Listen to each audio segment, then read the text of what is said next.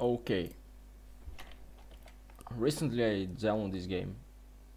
I mean, a few minutes ago, and when I start to play it, for me the screen is black, but I think on the record is just my desktop. The game is actually starting, but I didn't see anything. It's just a black screen. So I close the game.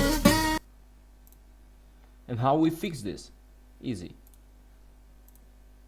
Go in the Steam files and then search the game folder, and you'll find the game folder. See, so my English is too fucked up.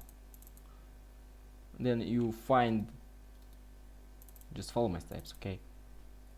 All you have to do is replace 0 with 1, okay? See, for both files, and high and low and high. That depends of your gameplay. I don't know. Save this shit, and then when you open Steam again,